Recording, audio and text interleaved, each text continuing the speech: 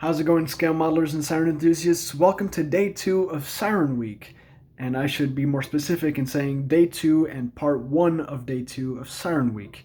Yes, I actually pulled through and managed to make 2 videos for one day. Originally, I proposed that as something experimental that I would try out, but I was able to see it through finally and get it done. So here's the first video of day 2 of Siren Week. There's a total of 2 videos for today.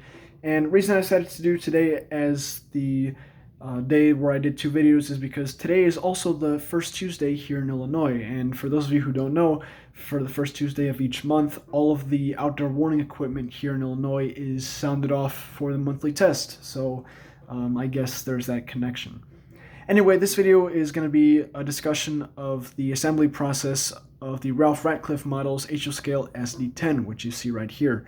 And I'll also be talking about the diorama itself after I discuss the SD-10. So sit back, relax, and let's get this started. So we'll start straight away with the Siren here. Here's what the head looks like. It's pretty realistic, honestly. It looks really good. It has a lot of detail for its size, and I really don't have anything to complain about. Only issues I had with it was during the assembly there was a lot of flash on the middle part of the shroud, because the shroud, or the head itself, is divided into 4 different pieces. This top part of the shroud is one piece, this middle part with the sound deflectors is another piece, this bottom part is another piece, and the intake and mounting section is also another piece. So I'll be referring to each of those parts in different ways, so just bear with me. I'm sorry if I'm not too specific about anything. But the only issues that I really had during the assembly was, of course, the crazy amount of flash on the middle part here. That's to be expected. These models are really small, so it's cool that they even have the amount of detail they do, but of course it comes at a cost. The top shroud was good, bottom shroud was good. Only issue I really had during assembly was the way that the top, bottom, and middle part of the shroud fit together. They didn't fit together very well. I had to do a bit of sanding on the hole in the middle shroud so I could get everything to fit together. But afterwards, it was relatively smooth. The only other issue I had was with this little ring here. This is actually, or not ring, but this little, I'm not sure what to call it, but this bump, if you will. It goes all around the shroud. It's seen on the top one here too, both here and on the very top. So that is accurate to the real Siren, and I actually appreciate that that detail was included. But the holes, or the little, I guess, yeah, the holes for where the shroud is supposed to, for where this little line is supposed to go in the sound directors, those were not big enough, so I did have to cut them a few times so I could get the shroud to fit properly. So it did take a bit of modifying, but after a while I did get it to fit together. So if you do have a decent amount of experience with scale modeling, as well as some patience is a very big one in this kit, you should be set to go. So here's a good look at the bottom of the Siren, and yes, water tower shot, I know. For those of you Siren enthusiasts who know, you know. Here's what the bottom looks like. You can see the intake and the mounting structure. No complaints on the intake and the mounting structure, except there was just a ton of flash in the gaps of the mounting structure, and that's to be expected, but it was pretty difficult to remove. Some of the pieces were really stubborn, but I did end up getting all of them. And here you can kind of see the conduit wire that I put up there. It's just a plastic part. This isn't included in the kit, but the wood pole you see here, and obviously the Siren itself, that is included. So very nice overall. Now we're at the bottom of the pole, and here we can evaluate the controls, or evaluate, I'm sorry, my pronunciation isn't the best today. So I accidentally did a little oopsie with the conduit here.